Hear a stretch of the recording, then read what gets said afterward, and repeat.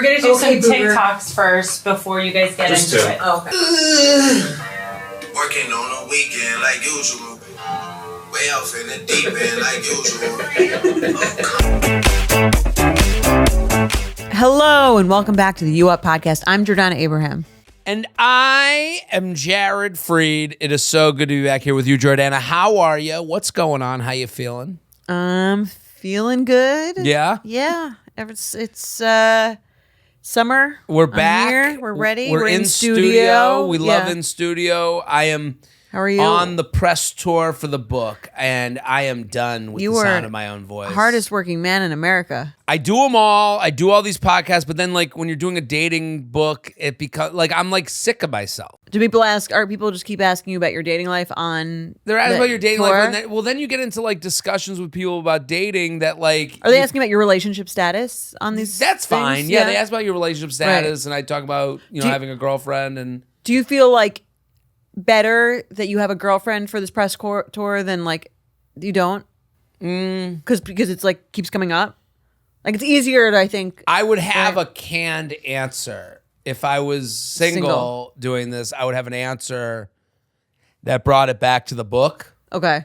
Like, yes, I'm single, and that's why I'm the best person to buy a book from. Like, and not to big. And now it's I'm in a relationship, so I know everything. I know everything. Yes. Well, the relationship it allows me to tell a true story that is. Do you feel like it gives you more credibility though in writing a dating book that you're in a relationship? No, I always thought that was bullshit. I think people in relationships are the least credible to talk about relationships. Okay.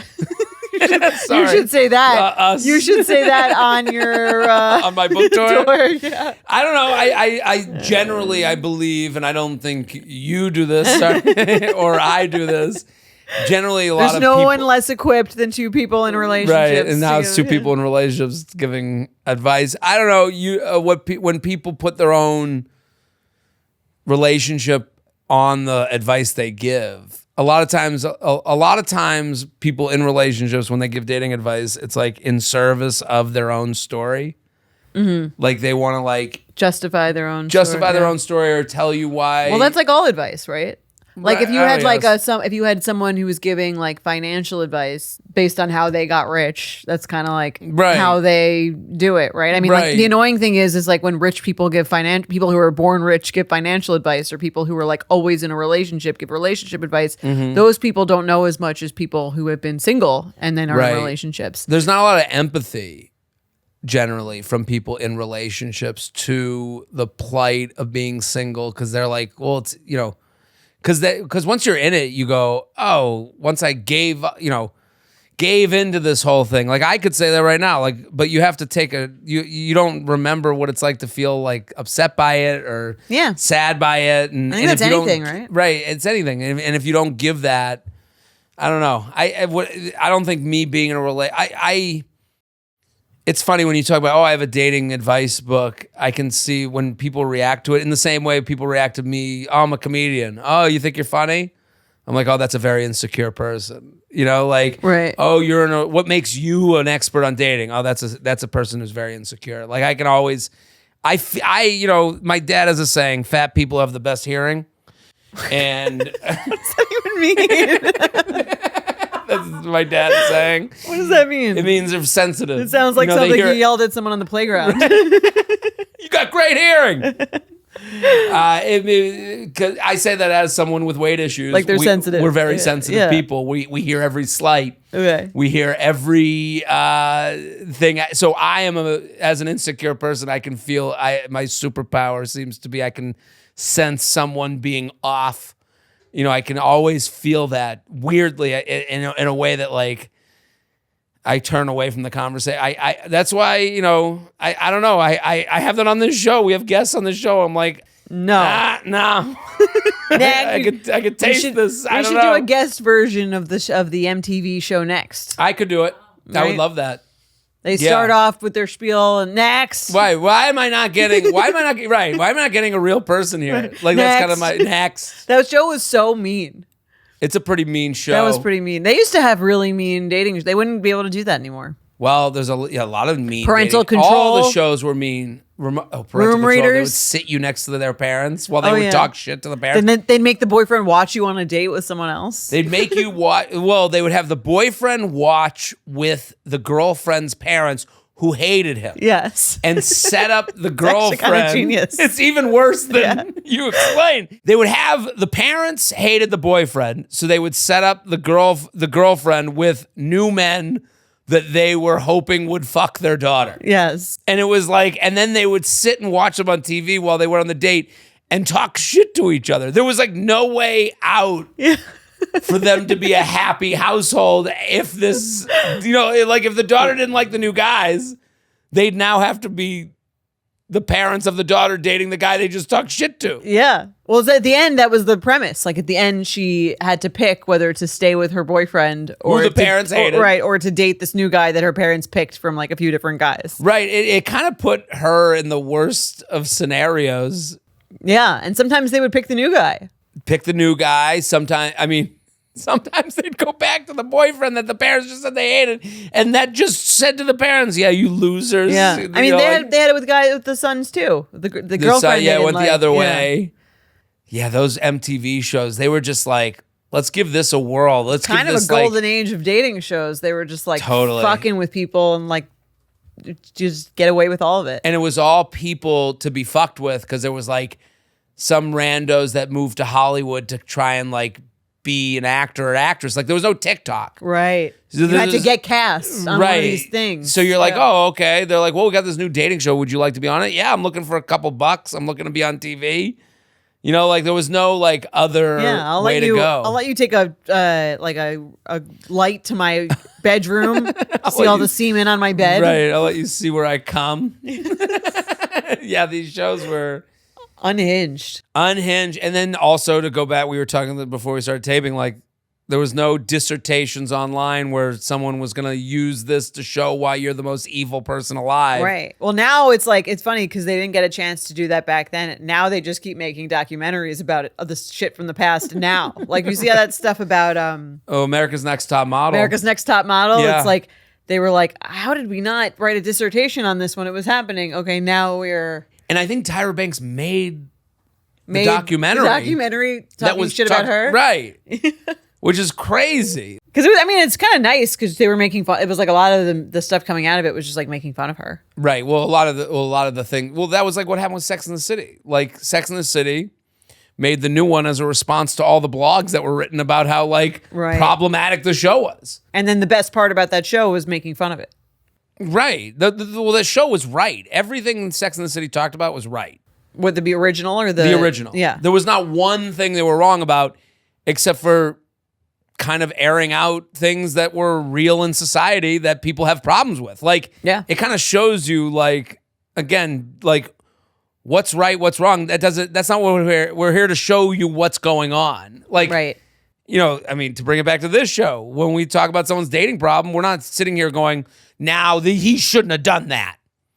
Like that's not an entertaining show. Not at all. Yes. An entertaining show is like, okay, based on the email you wrote, which we always want more of, uup@betches.com. Keep sending in your emails. Here's how we feel.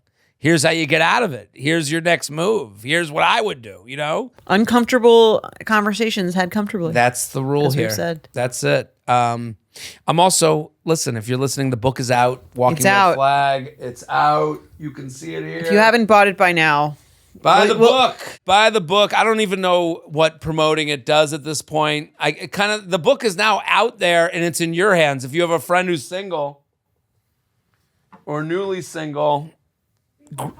Well, I'm positive. I'm like, I don't even know what I want from the book anymore. Like, I'm like, it's out. To sell, yeah. Right, I would like for it to sell. Like, I kind of have to move on at a certain point. I mean, like, it hasn't even come out yet. It's week 2, but this is the way life works. This is it. This is the way of the world. Right. Like, well, it's also like out. now you've been promoting it for like months, right? Right. So, I think it's good. Promotion fatigue. I'm a little fatigued, but I'm like, there's laughs every. Do you want to laugh every page of a book? Yeah.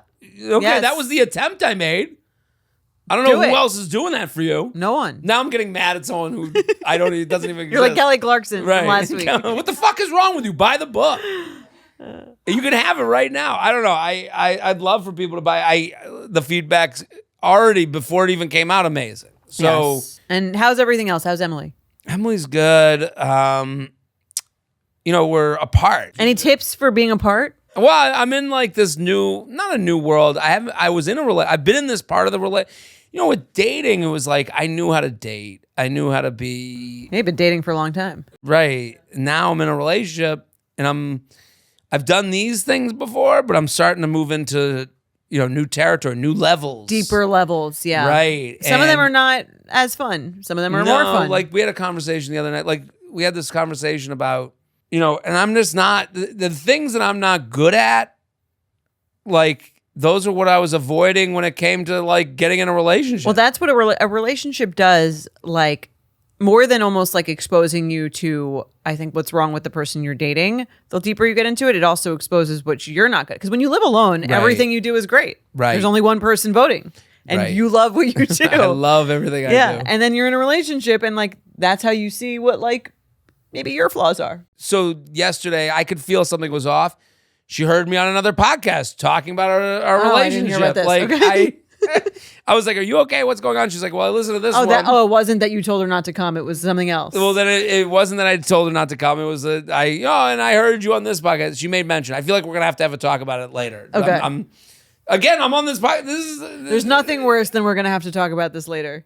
That's she scary. didn't say that, I know, but I could feel this will come up again. You're going to pay for this. There's some, right. And another, when I'm dating someone, I can be like, okay, I guess I'll never talk to you again. And I'm game for the conversation. But what did you say? If you I don't think mind me the asking. first time we dated that I was dating around, and it wasn't generally exclusive when we were dating the first time around, which I always felt was known, but maybe just not said. Right. As you do. I don't, but also I don't. No, but that's upset. I could see that being like, Of that's course. one of those things where like, you kind of feel like you don't have a right to be upset, but you're still upset. I think I talked about this with Mike. I had a similar thing. That is, yeah. That was the vibe I got. That's exactly the vibe that I don't think I'm entitled to be upset, but I kind of am upset. But I'm not mad at you. I'm not upset. I'm not mad. I'm disappointed. Yeah. It was that. And I hate, I'm not mad. I'm disappointed. I think that is the worst version of a fight. I'd rather you be fucking mad and it's done and now you love me more than anyone in the entire world. Like, I don't want... Like a weirdness. Yeah. I don't want, I guess this is who you are. And I'm like, yeah, it was me the whole time. I mean, that's sort of the perfect, like, scenario for that. Well, I think that's also why men avoid relationships. So they don't have to have this conversation? Well, men get a lot of mileage out of potential. When women date them, they date them, okay, he checks a lot of boxes. So like potential is like kind of the sexiness of a man. Okay. I don't think men date women on potential at all. They date them on who they are right now. Right. Well, that's what, I've said that before. I think that kind of like makes almost men more romantic. Men are like, I like you just like you are right now. And if I don't like you right now, just the way you are, I don't want to be with you. And women are like, if he has a good job, we can work with this. I can do that. It's like kind of less romantic. Well, then you're in the relationship. And I think maybe this is why you hear from a lot of women like, it's not what they thought it would be. Well, you thought they would change. You thought they would change, or you thought they were on a trajectory. Mm-hmm. And then you go, I'm not mad, I'm disappointed, because you're like, oh, this is who you are. That's part of dating. That's part of dating. This is what you got. Or that's part of relationships, right? Yeah. So, yeah, that's kind of when...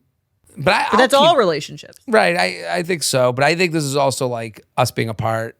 I do feel like I do, for the first time, I do feel like I'm like, I need to like be around her in a way that I never felt that way with anyone else. Mm-hmm. Like I do feel like I'm missing something. Right. Well, it's happening.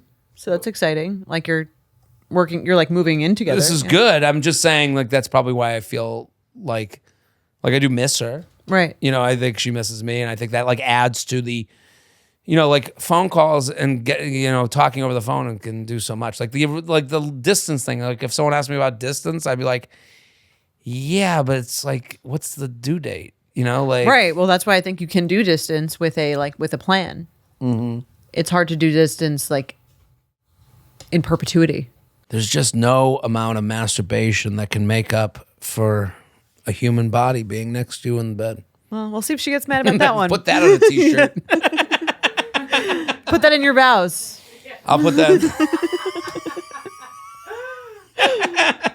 Listen, I'm on the road. If you want to hear this fun banter, I'm going to be in Cleveland. Montauk selling out. You mean it's not Montauk? West Hampton. I've done, yeah, excuse me. I'm sorry. I've just insulted all Montauk. the insecure people in Montauk. Yeah. Nobody more insecure than the rich people of West Hampton. Did you know this? Oh, because they don't live in like East The Hampton. Hamptons.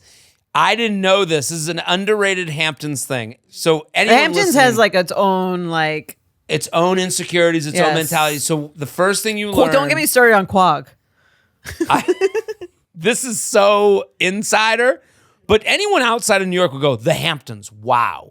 Everyone there's all one rich. big blob. Yes. They all know they're rich. And it's not the insecurities. This is when you find out that to rich people, there's always someone richer. To hot people, there's always someone hotter. You go to West Hampton, they all say the same thing. They go, same beach, an hour closer. And you're like, whatever helps you sleep at night. right.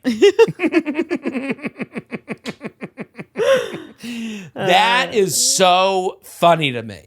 Yeah, I mean, I'm saying this as someone who does not have a Hamptons house. And, right, but you've met these people. Of course, yeah. And you're like, to me, I was like, I'm in West Hampton. This is There's great. it's like the Buffalo of the Hamptons. Yes, the most insecure people on the Hamptons live in West Hampton.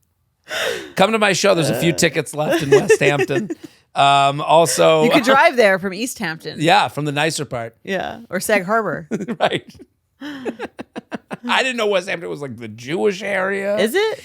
Yeah, Dune Road. I mean, there's like Dune Road is like beautiful. Dune Road was awesome. Yeah. It's all awesome. Like that's why it's so funny to make fun of. Like, right? It's all the same fucking thing. Same beach, an hour closer. Same beach, an hour closer. Yeah. Everyone says that to you. Bunch of insecure losers. So I'll be in West Hampton. Is that your opening bit? Probably. Yeah, I did it last year. I was there 2 years ago when I was there. I said that to them, and I wasn't sure if it would work. I wouldn't, and they were like, "Oh my god, we have all said that this week." Like everyone says that. It's like a line. Of course. I mean, I've heard it. Again, I don't even own a house or like know anyone really. Right. They're apologizing for their mansion not being an hour further away. They're trying to rationalize. I'm on the road, Cleveland, West Hampton. I just added Long Island, the Paramount, so all the poors who can't go to the Hamptons, you can see me at the Paramount near Jordana's Castle. I'll be in Miami. In October? What? In October? Why is your Hampton show on a Sunday? That's my only issue. Because it's 4th of July weekend. No work on Monday. I think it's no work on Friday. Is it? Well, it can go both ways. I guess so. Yeah. Well, it's selling well. Yeah. So someone had time off. Sorry to me. Listen. I was just looking at the gallon. I was like, oh, it's on the Sunday. You think they're working? If they're out, if you're in the Hamptons, you ain't working shit. They're waking up at 10 a.m. and telling everyone they're a founder. They got nothing to do. Going to Surf Lodge. I'm also going to be in other cities. JaredFreid.com, where I don't even remember where I'll be. And buy the book. Jordana, what do you got going on? I, as usual, have absolutely nothing going on. Nothing going on. Nothing going on. Loser. Like most mothers with twins. Loser. Nothing going on. No, I have things going on, but they're Oversharing. boring shit. Yeah, we're of course oversharing. I told Dr. Naomi's coming to stay with me. Her kids are coming. They're all gonna meet the kids. I want Dr. Naomi to read the book. I'll give me a copy to give to her. I still haven't given you. I mean, she. I'm gonna give you a copy. Yeah, I'll give her a copy. All right, we'll give her a copy. I'm 4 months postpartum. I'm about to lose all my hair. So is that a thing? That is a thing. Yeah. Doesn't seem it at all. No, it all just keeps coming out your in like hair clumps. after you have a kid. Yes, because you're. Well, I think it's like. You get a lot. Your hair gets thicker while you're pregnant because of like the hormones, and so it looks great while you're pregnant. And then after you have the baby, like after a few months, it all just like all that hair that didn't fall out when you were pregnant, all falls out. Does Mike at, like, notice time. this? Is this all women stuff? Mike doesn't notice anything. Yeah, I wouldn't like notice annoying. it either. Yeah, yeah, I get it because you're saying this, and I'm like, it's as if you had like double the hair. And I felt like right. I did. And now it's gone. Right. Or it's getting whatever. This should be positive for women. men notice nothing.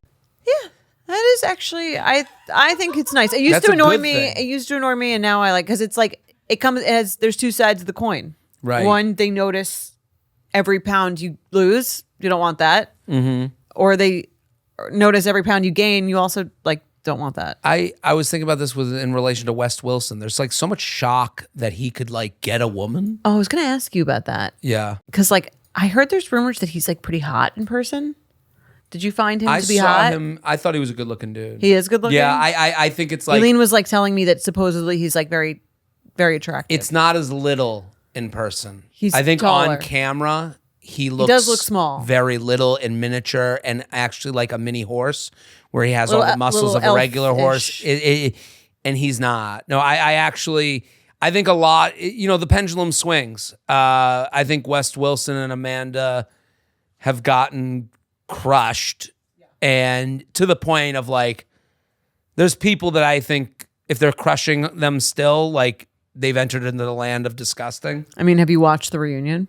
I didn't watch part 2. I watched part 1. There's a lot to crush. I mean, I think Carl, he's playing a game that like he's loves being the good guy.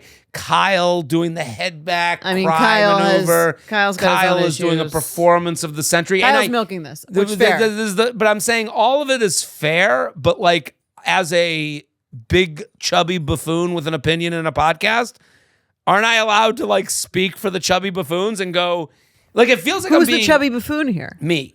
I'm saying I am. Okay. I'm saying it seemes as though It's an easy take, obviously. well, this is the problem. But they do suck. I will say. I watched the whole saying. season. Yeah. You're allowed to say they suck. There's a world where Amanda and Wes did wrong by a friend.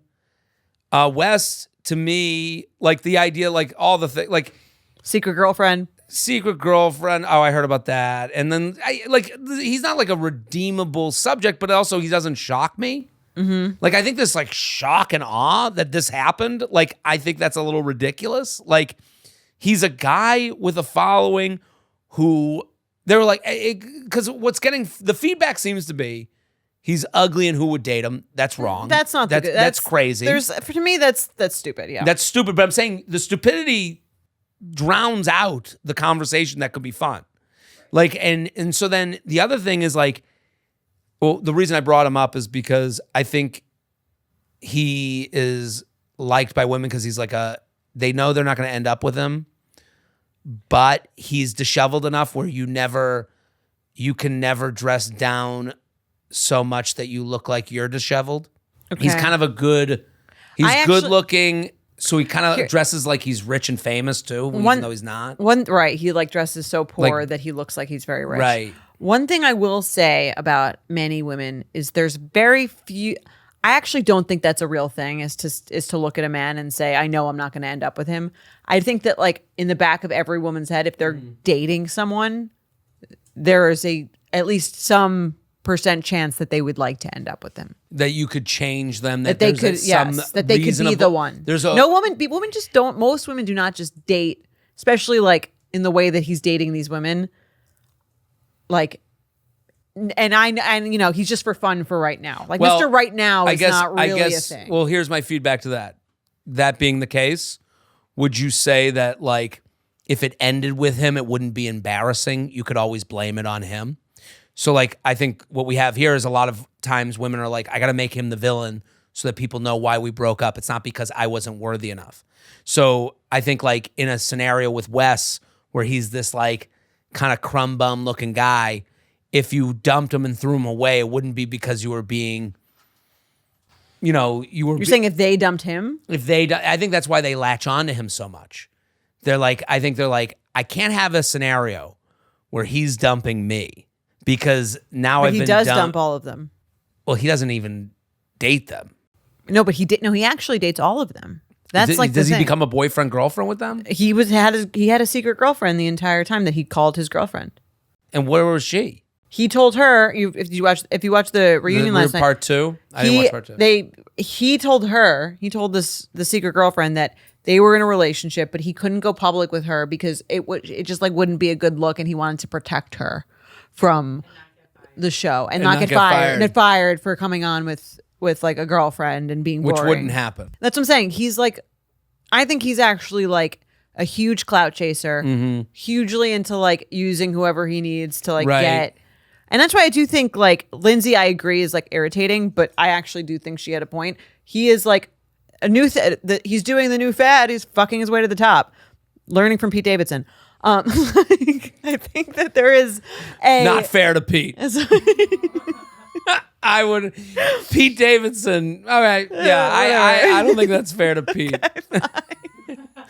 Pete was a is a talented comic that I knew. Like it wasn't like Pete fucked his way through the open mics to get to Lorne Michaels. They're not the same. Did he learn that being on the arm of a very popular woman helped him? Yeah, over time, I'm sure. Yes, Pete learned I'm sorry. That. Yeah. That's he's just Wes an easy target. Wilson I apologize. Compared to Pete Davidson, very different skill set. I will agree. But I also like. Here's the annoying thing, and I think you would find this annoying about West. Yeah. On the reunion, he's like quiet as a mouse, just not saying anything, I noticed in the answering, basically just trying to be like as like.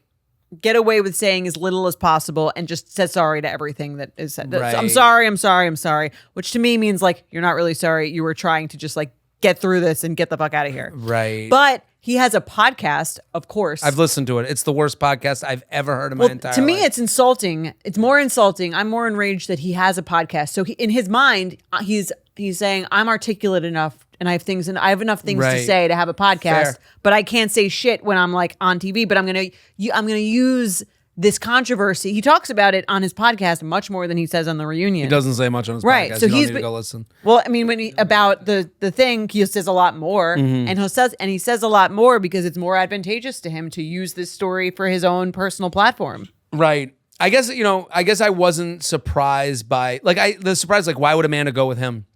I do think the clout chasing is something they both have in common. Sure. Where I don't think there's like a million women trying to fuck Wes. Like I think the assumption from women, and I get this a lot for me when I was single, you must have women in your DMs all the time. But you do. But that not in the way that is not offer any safety. Like if Wes' number one concern is followers and having brand deals. Right, money. Sure, yeah. Like if that's his number one concern, which I do think maybe, but I would say preserving his career, whatever that may be. Like we both did career. I don't think he doesn't have a music career. When you say a lot of women are in the DMs, which I appreciate, you're like, yes, there are. They're saying, hey, you're cute. We should do a date. We should get drinks. None of those DMs are, I'm out with friends and I'm looking to have a fun night.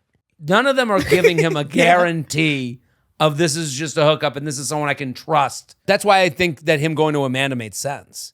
She's someone who can understand. She's also famous. She's famous. The microscope is over her. She understands. She's in fear of this commenter that he's dealt with. She has as much to lose as he does. Right. So that's I think them getting together actually is the most reasonable. Right. If not for her friendship with But that's again, they all are avatars for people who have wronged us. That's why people lash out so hard. It's interesting. I mean, they should all be fucking giving Tom Sandoval 10% of whatever money they're making. He should collect. Ariana's making a lot. Ariana and Tom she and Sierra so these people could run. Ariana and Sierra made a commercial together for Sonic. It's actually pretty good. I don't know. Am I jealous of the money they're making? A little. I mean, here's the thing. If my situationship is gonna hook up with like one of my very good friends, I'll take $3 million and call it even. I will say, if this is going to happen to you, if you're wronged by a man in the Tom Sandoval way or in the West Wilson way, I think she and Ariana are in the most enviable, like take the fame and the money out of it. I think they are in the most enviable position of anyone who's been wronged in that way. Not even because of all the opportunities, because of that. It's because like when this happens to you, when you're like in one of those like situationship things, or maybe when you're cheated on, there's so many like little things that you think back on that like really bother you that you think of, and they're all like triggering to you. Like when he said that, he was actually doing this. And what they get is they get to watch with all of America who is, but like you can't like. If you're a normal person, you can't tell anyone about all those little things because they don't know what the fuck you're talking about and they don't care. Here, people are like watching it with you. And you get to be told everyone you're not crazy. And everyone, exactly. Which in a situationship, I think is huge because everyone thinks they're delusional. Especially when you're cheated on. When you're cheated on, you're like, how could I be that stupid? Yes. How could I not see it? And then you have people go, well, I wouldn't have seen it. And they're watching the person do like just the little all the little betrayals that you can see on thing, and they can feel it with you. You're validated. But would you feel comfortable if it was a guy who left his girlfriend and then had a baby within a month of leaving his girlfriend? He left her. He left her. Carl broke up with her. Okay. And then she had a baby 2 months later. So I think she can do that. So she's good. Yeah. I think if he had a baby 2 months later and he broke up with her, that's more fucked up. Interesting. No? All right. You don't agree? No, I guess so. The person who does the breaking up needs to eat shit for a little bit. I don't buy that she was such a victim in that breakup. I don't think she was a victim either. I don't think she was a victim either. Right. I think she is like. But I understand the math of it. I actually was on his side in that breakup, but I'd also think like if someone breaks up with you, you can have a kid the next day. Like they've broken up with you. We've been trying to have Carl on this show for a long time. Carl, fellow Penn State alum. No, he didn't go to Penn State. He didn't go to Penn State. He was at. He was at my tailgate. He just visited. He just visited and saw me. He was like, "You're the guy in the overalls and the Elvis wig from the tailgate." Carl. That's me. Carl, your old friend Jared here. Yeah, someone from someone at Upper St. Clair High School. Come on, tell Carl we want to have him on. He won't answer my DMs. All right, let's get into it. I'll read our first email. J&J, I'm spiraling and I can't tell anyone what's going on, so I'm coming to the experts where I can stay completely anonymous. Whirling Dervish.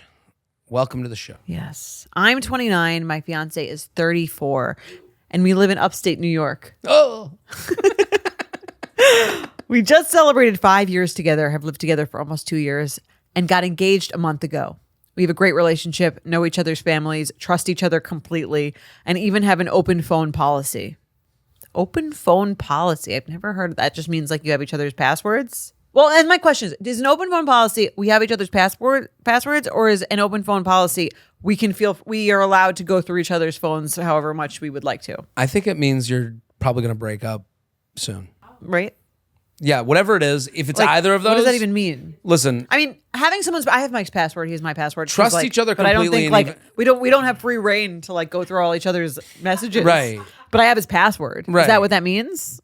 I don't know what it means when you write it in the email, and that's why I love that we get emails and people choose their words and choose them however they want to choose them. When I read that, I was like, all right, your relationship's in a lot Deep of trouble. Shit. Like, well, how would that even come out? Well, Jordana asked me about my relationship. How's your relationship? We trust each other completely. You know, we even have an open phone policy, which means she can go through my phone anytime she'd like, and I can go through her phone anytime she'd like. Doesn't it sound like we're doing great as a couple? That sounds like a fucking nightmare. Right. Yeah. Right. Would you ever walk away from that conversation and go, wow, Jared's doing great in his relationship? No, you'd be like, I'd be like, what did you do? Yeah, what did you do? What did she do? Yeah. What? Hold on, like that's not the end of the conversation. You know who else told us they had an open phone policy? Jax and Brittany. Yeah, Jax Taylor was on this podcast and told us that back in like 2019, before he and Brittany were married, that they had a open phone policy, and now they are so disgustingly divorced. It's not even funny. Right. And listen, we didn't have as many commenters and listeners back then. You thought the Dear Shandy thing was uncomfortable. You should have heard that. I said that to him right there.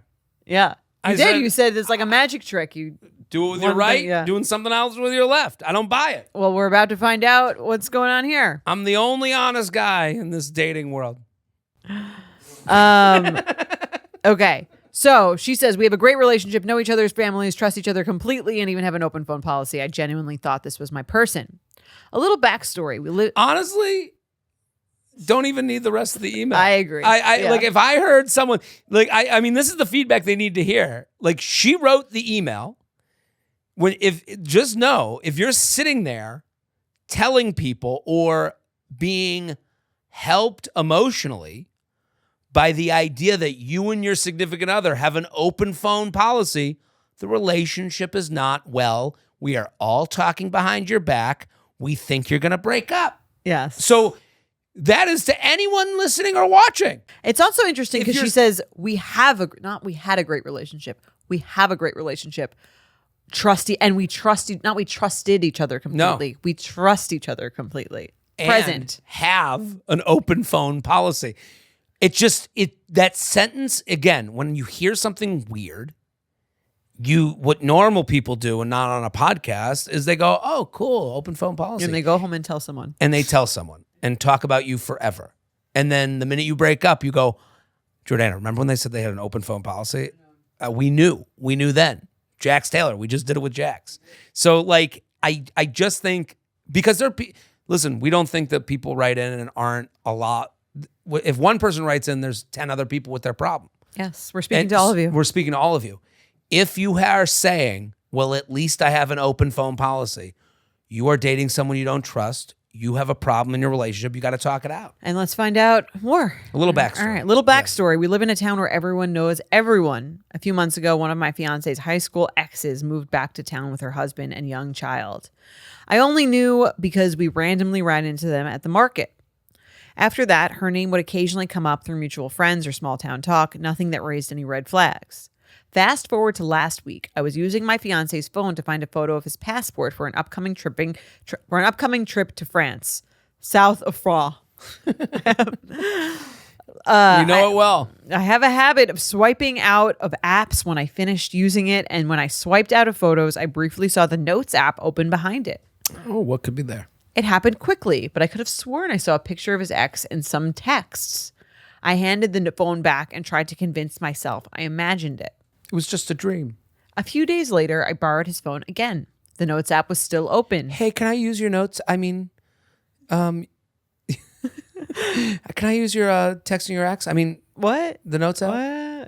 The Notes app was still open, and I clicked it to see there was a shared note between him and his ex. Not a grocery list or random reminder, a conversation on a collaborated note. Interesting way to talk to each other. I was going to say, this is like smart. I never thought to cheat this way. It's like Ghost. That anyone would ever do that. Right. It's like the I was Ghost say, writing it's like from the great beyond. Yeah, something. Yeah. I mean, fucked up, but it was good one. So cheating boyfriend. There's a collaborated. Clever. It is clever. Clever. If my kid did this, with talk with his friend, I'd be like, oh, that's clever. Oh, okay. Yeah, I don't want you talking to that guy. Right. And then all of a sudden you see this. I'd be like, they're your mom's at least a fucking creative. Bitch. Yeah. Who wrote this note? Yes. I don't know. Someone shared it with me. I was practicing how to spell bitch. Okay, so she found this collaborated note. Which do you use collaborated notes? I only used it once in my life, and it was to make a grocery list of my ex. It is a grocery list. Mike and I use that quite often. That's the only time I've ever. And then I had a moment where it was like we had broken up, and I was like, "Is that list still?" Did you want to edit it? Yeah, I was using it. You should go back and edit it now. I was using it as my ex is a bitch note. No, not a bitch. Nice person. All right, so please don't come from the collaborated note. I wish you the best. Okay, I'll be the first person and you be the second person since it's disappearing ink and we don't know who's who. We don't know who's who. So we're going to read the conversation. So you be the person number one. Okay. It was nice seeing you again. Feels weird after all these years. I was thinking the same thing. I forgot how easy it is to talk to you. Maybe we should grab coffee sometime when things calm down. I'd like that. Don't text me. Just update the note. There's special note. This is how two prisoners the special communicate via like a tap on the wall. This is what I'm saying. This is like someone's trapped. Yeah, Count of Monte Cristo. My fiance was sitting right next to me, so I immediately closed the app and handed the phone back. I wish I had taken a photo. The man I just agreed to marry has a secret shared note with an ex, and they're communicating through a collaborative notes app like they're starring in some covert iPhone affair. I know I need to confront him, but I don't know how. Cheating is a deal breaker for me. Really? Okay. Well, then you should end it right now. I'm hoping this is is emotional cheating at worst and that nothing physical has happened, but I'm terrified he'll minimize it, deny it, or convince me it's harmless.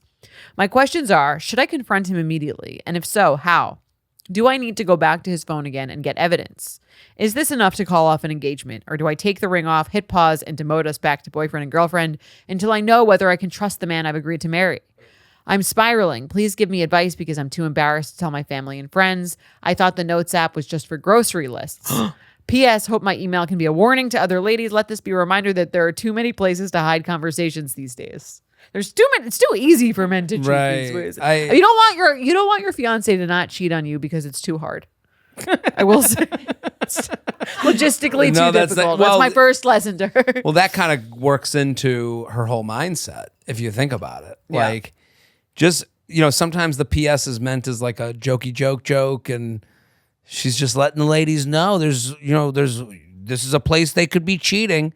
That's someone who also would ask for an open phone policy because they don't trust their boyfriend or their fiance. They shouldn't trust him. He's cheating on her. Right.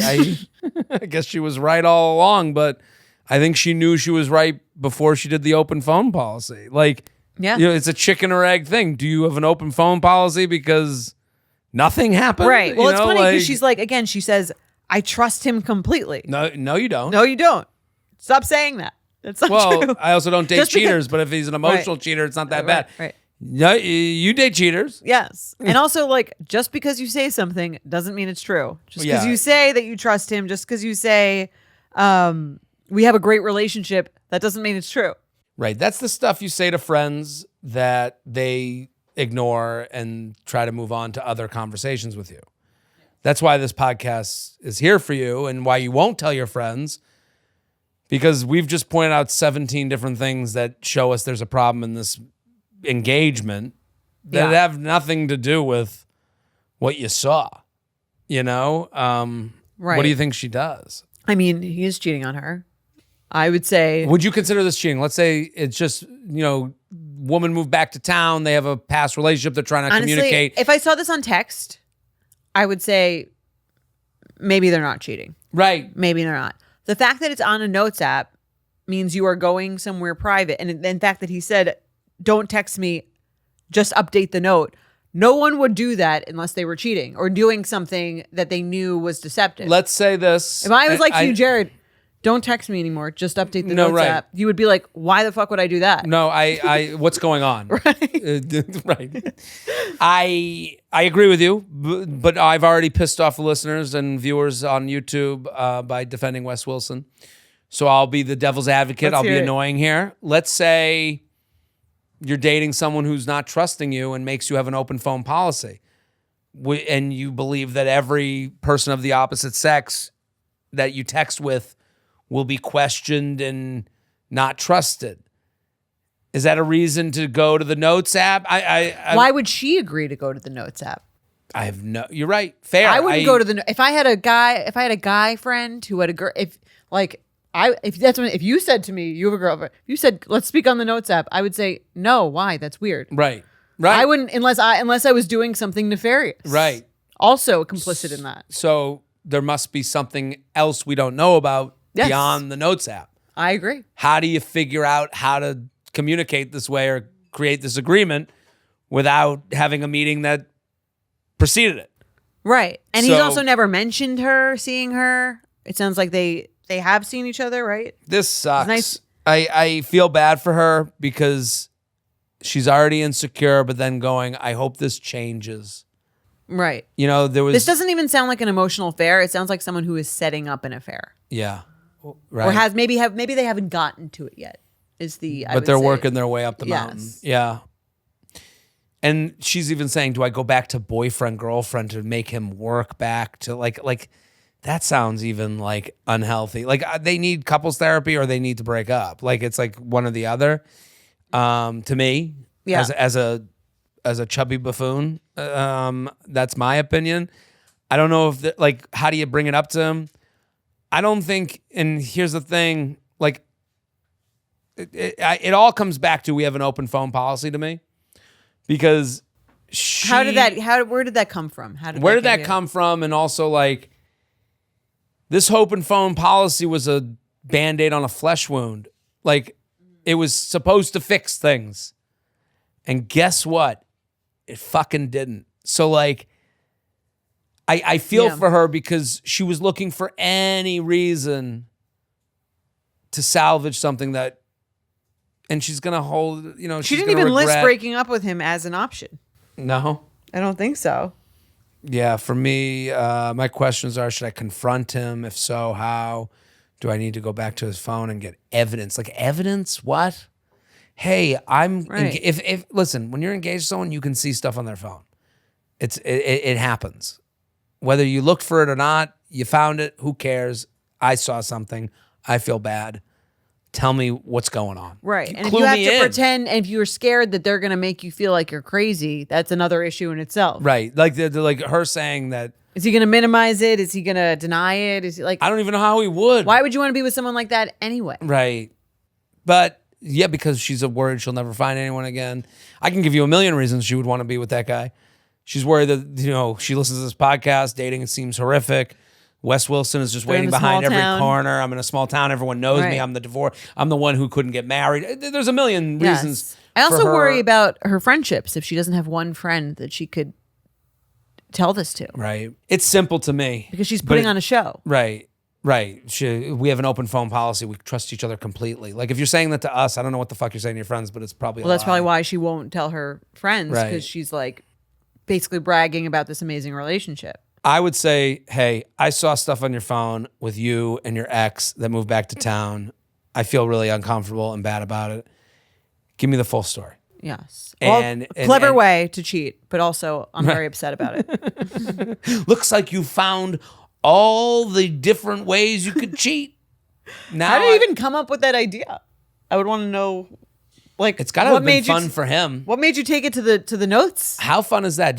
What movie is that like the ghost was writing on the page while they were writing on it too? Like Harry Potter? What is it? Like Harry Potter?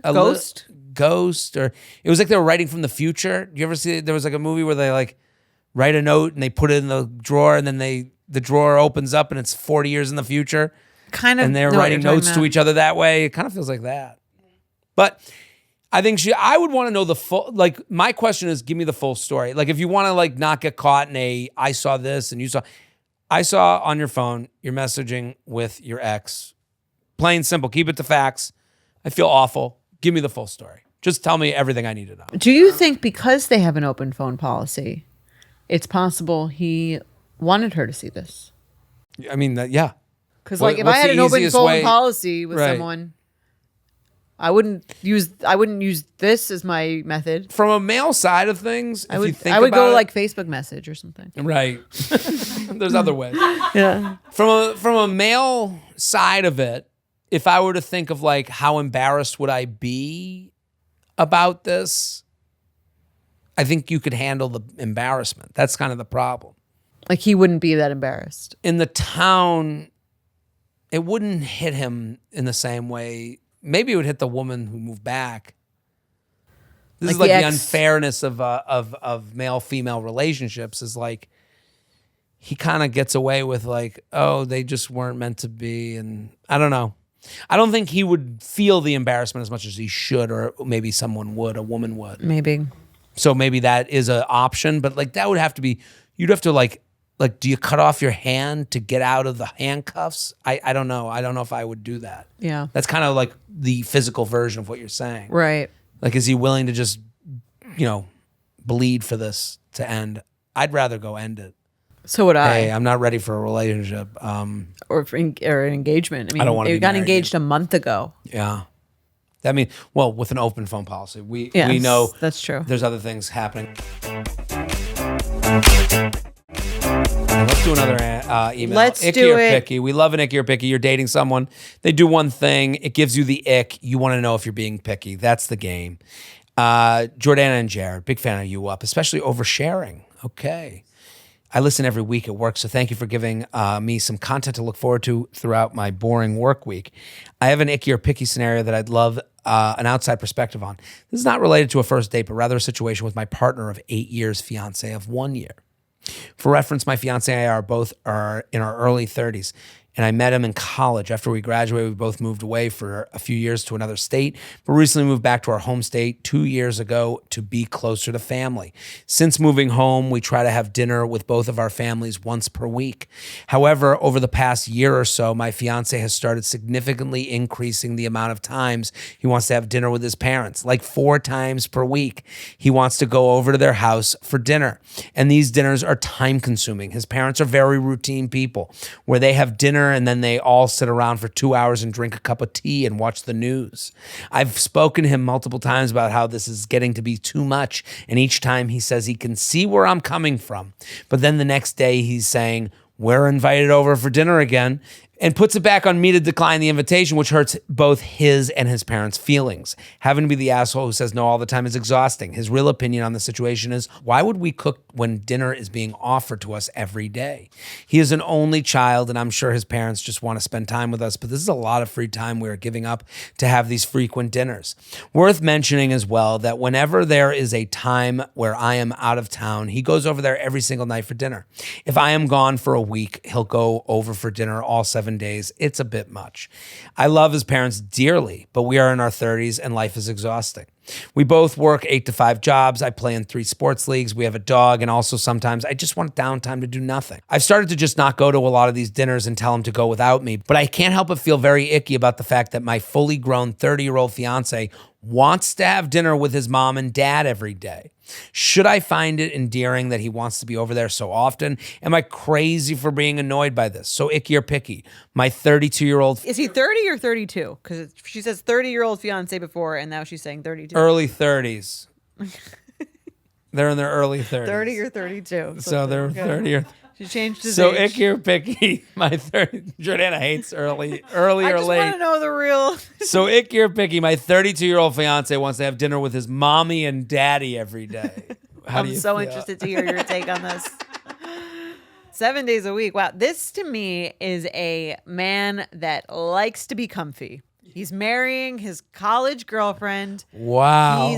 He's hanging out with his parents 4 to 7 nights a week. No stress. He is no mess. He's not an adventurous guy. He likes to go with what works, and he is not trying to mix things up. Guess right? what? His parents like routine. So does he. So does he. Yeah. You got what you... I mean, the annoying part to me, honestly, I would respect this decision more if when she says it's a bit much, he's like, I really love being with my parents. We have such a good bond. I just kind of feel like amazing hanging out with them. He says, why would we pay for dinner when someone is cooking for us? To me, that's Love not it. a man that's ready to be engaged. That's an adult. That's someone who's again, hasn't really moved on from college, kept his girlfriend, kept going home to his parents' house, goes there 7 nights a week when she's not there.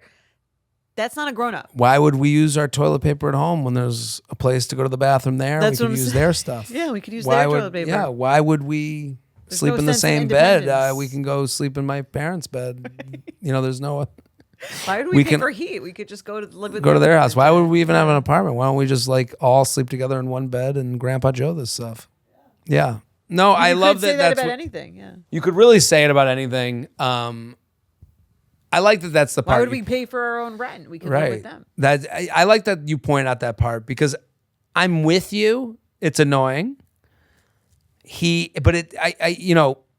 So let me first say I agree with her. This is Okay. Yeah, I agree with her. I was This- waiting to This find is out. much. This is a little much. I go to my parents for dinner once a week ish. Okay. While I'm in Boca, while I'm in Del Is that Rey. like a standing thing, or it just No. kind of comes up? But I also can say no to it anytime. There's I don't have to go. It's I could be like, not tonight. I could be like, I'm coming, and then say I'm not coming. Okay. There's no, but you said we put out a plate. There's never, Okay. I'm never guilted for not going.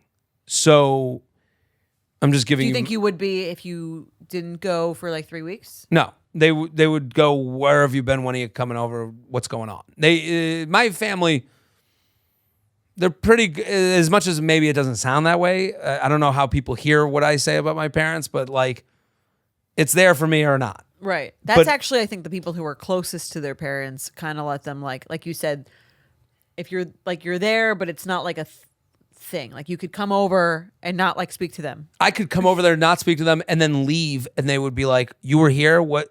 Right. Good. And those are actually, I think, the people who usually have closer relationships with their parents than the people who go and have to put in time. Totally. But anyways, we fine. digress. Sure. But this. So while I agree with her, I think the way she's attacking it will get her no win. Right. I think because even the she's way shaming you him. attacked it, Right. that he's I do understand he's like, we could pay or we could not pay. It's a very male way to look at it. As That's annoying not as it's not hot. Right. It's but he's not grasping the totality of it, because he wouldn't say the same thing about a random person who gives him free dinners. You know, like he's not saying like, well, it's my parents and I love them. He's only giving this like mathematical reaction. Well, it and sounds then like he's stuck in college. Well, I guess, but he just doesn't see it that way. Okay. So that's my personal, if you're looking for the voice of a man who goes and has dinner with his parents, and if I was pushed to like, hey, I don't want to go, you'd be like, well, we don't have to pay for this. It's already being made. Why? That would be my response when asked for a response. But I don't think he goes because I think he's being pushed to give a response. Why does he go? Because he loves his mom and dad? I think it's easy. I think the laziness works in for him. I think it's no stress. I think, as you said, I think what you said about he went from his college girlfriend to now his parents have the house and he can go have dinner and tea. And I think it's more that. But I think when she says mommy and daddy and makes it about, it's like when she makes it that, you're not going to win that battle. That's not going to be. Don't emasculate him because he goes to his parents. So now he's trying to give you a masculine reason why he does it, which is I have more money now because I don't eat at home. Which is crazy. What are we doing with it? Right. Where's it going? Where are we going? What are you getting me? Well, I think she needs to make it, hey, I think she needs to like let him know. I think the one thing that I really connected with from her email was how much it sucks to be put in a position of I have to say yes or no to it. Yeah, I agree. I have to hurt your feelings and hurt. Yeah. Like, no. So I think that's, if I was to like find a crevice for her to like dig into, it's that. Like she wrote, I love his parents dearly. Like I want a great relationship with your parents, but when you make it so I have to say no to the dinner every week, it really puts me in a bad position. And I don't want to have to say no to it. And I want alone time with you. I want to be at dinner with you where we can catch up and create our own life that is very similar to your parents, but doesn't need to happen with them around every time. Like I don't feel my job here is to defend him as much as I think that's a great point. Find you the way to get what you want, which you're right about. I think she's right. I think make it about wanting to spend more time with him in an adult capacity also too. It just, but he doesn't see it as infantile. Like he doesn't see it as like, mommy and daddy are feeding me. He's not seeing it that way. I mean, I do think you go to your parents every single night. I do think that's kind of a turnoff. I think that's rightful. You're allowed to feel turned off. Do you have a life outside of your parents? Do you have friends? Do you have things that you want to do that you can spend money on? But he's not embarrassed by that. So it's not motivating for him. Maybe we're not a match. Right. You're not a match. Well, it's like I want you to not want to spend every night with your parents. I think that's right. I think that's okay to be like, I want to be with someone who likes his parents, has a good relationship with them, but I don't want to be with someone who wants to spend every single night. Well, I think it's okay for her to say, it turns me off that you go all 7 nights, that you're not like trying your best to have an independent life. I think that's okay to say. Yeah, that I want to build a life. We're getting married. I want to build our own life with you. Right. I think these are all things she could say and they don't end the relationship. Like, hey, I'm turned off by the fact that you go to their house every night. And it's not mommy. I think making it about like you're not growing up. He won't see it that way. I do think there is truth in that. There's truth in that, but I just agree. That's not going to help you. I don't think it's going to get you anywhere because it wouldn't. I don't know. To me, he does read like a guy who is not really like so desperate to like, grow up. Oh, not at all. No, I'm with you. I agree with everything. It's just like when it went in that direction in the email, I was like, not that way. Not going to work. Let's play some games. Red flag or deal breaker. The game that's sweeping the country. You're dating someone. Everything's great. One thing happens. Is it a red flag? You kind of just go with it, or is it a deal breaker? You end it sight unseen. Okay. Hi there. Got a red flag or deal breaker for you. Kitten fished. I just wanted to say how much I love your podcast. It's been a nice companion through both my good and terrible dating adventures. I wanted to share a little story to see what you all think. Thank you. Recently, I went on a date with someone whose pictures looked quite different from how he appeared in person because he had grown his hair out so much over the past 2 years. Oh, another hair bro on our hands. Long hair, don't care. As I put my hair through my luscious locks. You do have a great head of hair. It's a little poofy right now. I think I need a cut. What do you looks think? good. Is it okay? I like a longer hair. Okay. Not like the long hair that this woman's about to describe. Yeah. But Mike, I don't like when he gets haircuts, I'm never like, I don't love the day of the haircut. I like 2 weeks later. I like a longer look. I'm kind of afraid to cut it right now for that reason alone. I'm on this big book tour. I think it looks good. I don't think I need to cut it yet. Yeah, it's just a little poofy. We'll see when it becomes a bob. You know what's weird? When I get to bob land, then I'll want to fuck myself. My mom keeps being like, "Get your hair cut," and it's weird to like say to my mom again, to go back to the infantile 41 whose mom has an opinion on his hair. That's okay for her to. Well, she has an opinion, and I have to look at her and go, "Well, my girlfriend wants to fuck me." Right. Like, how do I, like, who should I listen to? Listen, your opinion, I appreciate it, but also, you're not the one I'm trying to, sleep with. So that's fair. Right. My mom thinks everything a woman likes on me, my mom finds crazy. I guess a beard, long hair. Well, you're like her son, so right. I can sort of see that she wants you to look more boyish. like boyish. And I'm a man. You are. I mean, at this point, yes. Okay.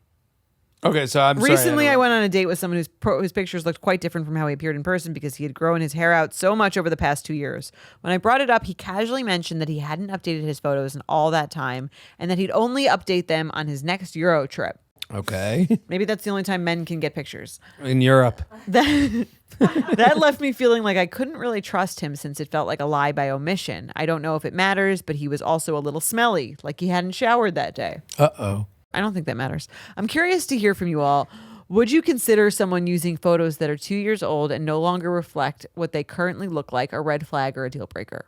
It wasn't the long hair itself that bothered me. It was the fact that he knew his photos were outdated and didn't seem concerned that he looked completely different in person.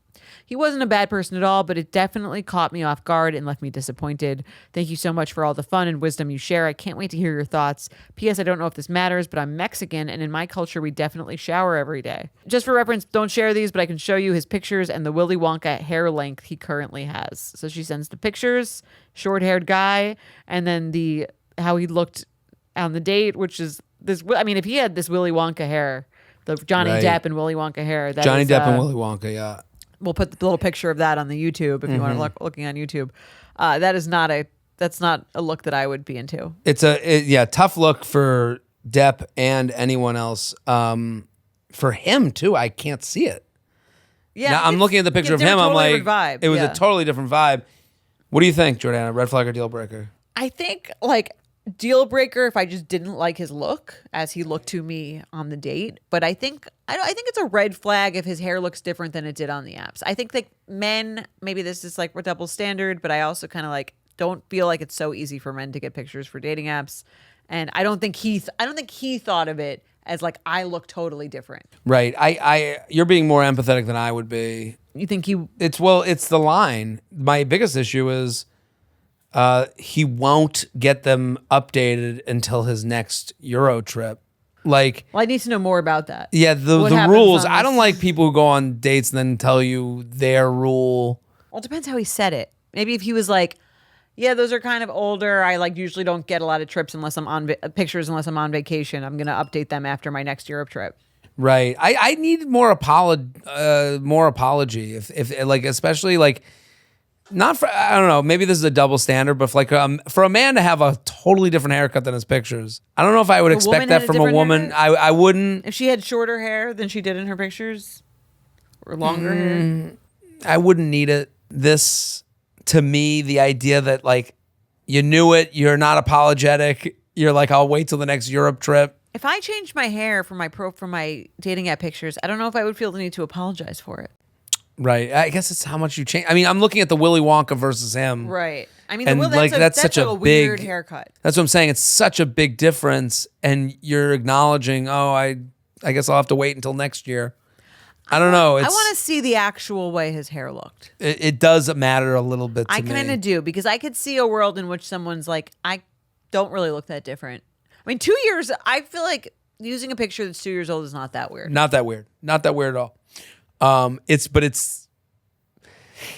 I don't know. And hair, I just feel, I don't know. Like, I could see him thinking that he doesn't really look that different. Right. And maybe I'm being harsher on him maybe than I would be a woman. Right. But that being said, if I saw his current way that he looked and I was not attracted to him and his haircut turned me off, that's okay too. Right. But it doesn't necessarily mean he's done something wrong to me. Right. The idea that she's like made it a trust thing. Right. That's why I zoned in on like, well, I'll do it at my next Euro trip. Like, I'm like, did he say it in a way that made you feel like it was defensive? Right. Like, if he said it again, that's probably versus the difference. An apologetic way. If it was like, I gotta wait for another Europe trip, like, would be like normal. If it was like, I don't do pictures unless it's on a Euro trip, I'd be like, that'd be the tone would be the very tone important. Yeah. But I could totally see a guy saying like, it's really hard to find someone to take a good picture of me. Like, I usually take them when I'm on vacation with my friends or my family. My like sister takes them for me. We're going out to Europe. Right. There's a friendly way to do this. Yeah. Yeah. So I guess I'm more red flag than I was before. All right. Not deal breaker. You ready? Let's do another one. J&J, I really enjoy listening to the podcast. Brings me a lot of laughs. So I've got a red flag or deal breaker. I'm a 38-year-old woman who met a 45-year-old man online. We live about 2 hours away from each other, but we felt like there was good chemistry, so we decided to meet. The first 4 dates went well. We went for walks around the city, grabbed coffee, went axe throwing, had lunch, etc. For the 5th date, I invited him over for a home-cooked meal and a movie. He got a hotel room in case we didn't feel comfortable with him sleeping over. I thought that was very kind and very respectful. We had a lovely meal, and he was very complimentary about my cooking. Afterwards, while on the couch, we cuddled, and I placed my hand on his upper thigh and rubbed his leg. Not too much happened after that. We made popcorn, and when I came back to the couch, he looked at me and said, I hope that what I'm about to tell you will flatter you. Uh-oh. Here we go. He whispered in my ear that my hand on his leg had aroused him so much that he had come a bit. Just a tad. But it's such a compliment because I clearly make him feel good. Honestly, I wish he hadn't told me, and if he hadn't, I actually wouldn't have found out. All I could think about the rest of the evening was that what he told me and what would happen if we did decide to get intimate. What would happen? What would happen? More come? Like, is she worried he's going to come too quickly? Is that what she's saying? Is that what he? But she didn't. Needless to say, unable to control his. Well, there's such a thing as pre-cum. Right. I don't know. Like, but I'm saying what would happen. Like she said, it was like as if. I guess she'd be drowning in it. Like, I don't. Needless to say, tell us what you thought would happen. Right. Needless to say, nothing happened, and he ended up staying in his hotel room that night. I think he ruined the mood by telling me, and I kind of lost some of my attraction towards him. So, red flag or deal breaker. The guy you just started seeing gets a bit too excited before anything truly happens. I should be a should I be flattered bitch. Okay. I like this one. I could see how this guy thought that this was complimentary and maybe thought this was like something that was going to make everything more sexual. Right. I don't know how he said it, but I could see a world where he's trying to use it to show how hot he thinks she is. And also, let me just say, it sounds like there was a miscommunication. Like, what do you mean? He was saying to her, I've come a little bit from you touching my leg. Right. Like, you're so hot. And then, right, like, hey, I'm like turned on. And she took that as, oh, this guy just came his pants. Like, yeah. So it's a little like where I think I might think that if he said it, if he said that, I might think, oh, that's kind of what he meant. Like, he already came. I hope that what I'm about to tell. Well, she goes, he whispered in her ear that my hand on his leg had aroused him so much that he had come a bit. To me, that's pre-cum. Maybe. I don't think women are as like, just like men don't know a lot of things about right. it. I don't know if I would be so sure. Well, if I were him, I'd be a little bit more explicit. Look at all the, even the grow a girlfriends running out of the room. She's so weirded out. It is a weird, I agree with you that he's trying to make. There's a way that he could have said it, I think, that maybe would have made the situation. Hey, hard. I'm so turned on. I think anytime you say, I have to tell you something, like, you're setting up something that has to pay off. Like, Right. I'm going to whisper something to you that might make you feel uncomfortable. Like, That's kind of what he you're said. fucking Like, yourself. You're fucking yourself I over. hope what I'm about to tell you is going to fly. Right. That's like not attractive in itself. right. Just say that. Like if Just say it. he had just like been on the couch with her and been like, I'm just really turned on by sitting here with you. That's so different. Like a little goes a long way, as he noticed with his cum. Right. But I guess instead he went too I could see specific. her hearing like I just came. Right. I could see that too. It seems like that's what she heard. I hope you don't mind me telling you. I hope you don't that mind. right. Which also I agree would make it less. Baby many masks in his pants. Yeah. Like. So I agree. I don't think like it would be a deal breaker in itself. I could see being turned off if it was said the wrong way. Well, he said it the wrong way. Yeah. Well, I guess he did. Right. Is it? If a woman, I think I would be flattered. It's a compliment for the gays. I think I actually do. Like I've had a guy like, you know, if I feel like if they come before you even do anything, I actually do think it's like a little flattering. You can spin it that way. No, I don't know if it actually is, but I've always taken it as a flattering thing. Right. I guess I'm not just gonna just looking at me. I'm not gonna. Well, it is one of those things women take as a comment, and like and on the flip side, we're like insulted if you can't. I think like if I mean, I'm not like really like I understand that it's not always like that, but I do think you can take it personally if the person's like it's not happening tonight. That can feel just as personal as someone coming very early, which feels flattering. Right. No, listen, I'm not gonna sit here and be above this guy. Like the idea of like being with a woman and then having a little moisture in your pants. It happens. Like, I wouldn't say it like that either. Don't say it that way. So you know, I'm there's some testing these moisture out. in my pants. I have. He spit up a little. Yeah. I understood what he was trying to do. Which I is do say, too. like, I'm turned yeah. on. If this is translated, if I do Rosetta Stone, hey, I'm turned on. I want to see if you're turned on. It's kind of like what he's trying to do very clunkily. I mean, I'm not going to sit here and act like I'm above this. Like, it's happened to the best of us. I mean, like, not everyone's a wordsmith. I've said the wrong thing, and I've also come my pants. So, like, I can't really. What am I gonna do? Act like gonna hide my job? But I'm saying, like, I actually, I think coming in your pants is flattering. So men should feel well. Less, I don't know less worried about that. But also, he didn't. To the men out there, I don't think he has to say it.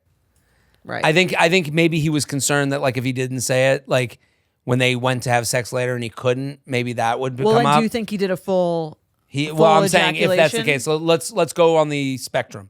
I have a little pre-cum, and I'm letting you know so that you tell me you're as turned on as me, or I'm letting you know it was a full-fledged accident, right. And I want you just to know so that if we go any further and I can't perform, there's a reason for it. I've had someone say that to me, and I think the way you should say that is like as it's becoming more sexual. Yeah, I think he did said it a little too too early. Yeah. Too much too soon. Just like his cum. It's an art. It's an art. Let's do.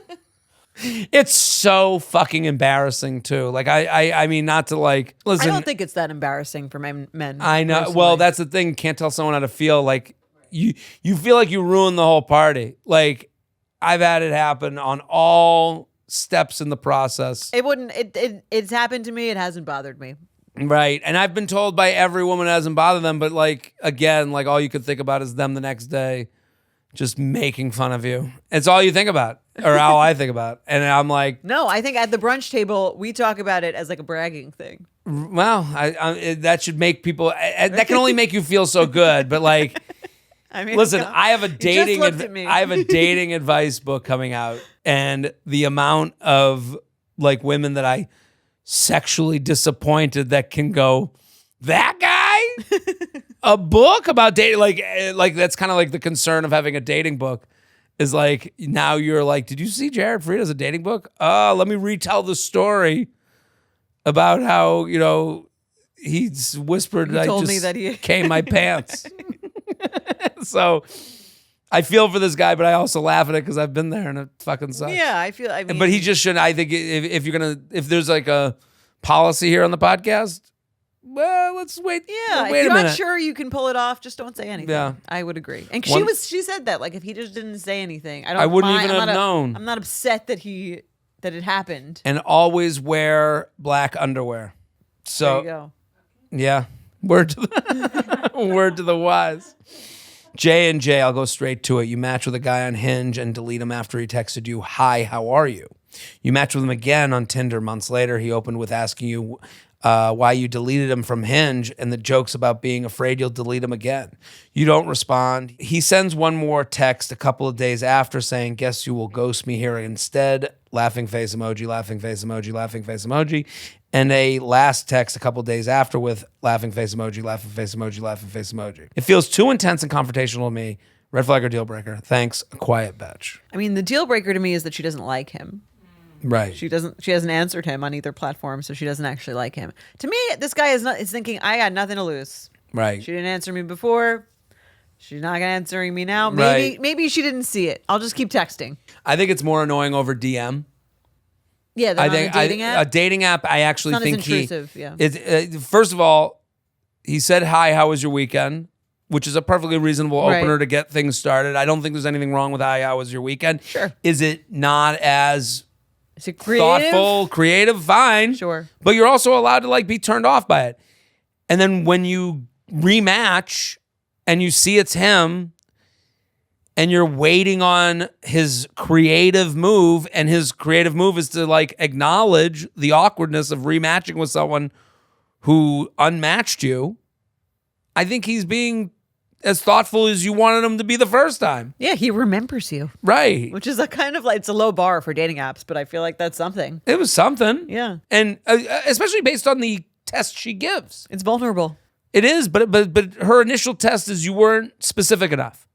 Now he's the most specific. Is that why she deleted him? Because he said, "Hi, how are you?" I don't know. But based like from his end of things, Right. if you're on the dating app and you said, "Hi, how are you?" and you're like, "Oh, she deleted me. Maybe it wasn't Maybe she didn't like that. thoughtful enough. Yeah. She didn't like that." And now you come in with, "Hey, second time's a charm. Right. Don't delete me again." Laughing face. You're kind of doing what. Yeah. Or she didn't like him. And That's what I'm saying. it's If you don't like him, the deal breaker is that you don't like him. Right. But I think also, again, if I'm him and she doesn't answer and I'm like, let me just try one more time. Right. Fuck it. Maybe she'll answer this time. Totally. But if someone DM me like, "Hey, want to go on a date?" and I don't answer, and then an hour later, "Guess you don't want to go on that date with me." Right. No, it's called shoot your shot, Yes. not One shots. time. Dating app different. You're under the guise of this dating thing. You're there to seeing date. Right, Yeah. and he's seeing he wasn't unmatched after he wrote the initial message. Hey, just kind Yeah. of like checking in. Like it seems like he's like interested in you and your vibe. Yeah. I don't think it's too intense and confrontational. No. I don't think he's trying to fight with her. I think he's trying to like get her to answer him. Right. And trying to show that he's interested. Yeah, not mad at you. Right. I'm cool with it. Like I'm down. So I think like the idea that like, again, I'm making assumptions about this person, but like if you don't like, "Hey, how was your weekend? Hey, how are you?" That's okay. But don't sit there and act like he was supposed to guess the one thing you wanted to hear. Right. Assuming that's why she unmatched him. Right.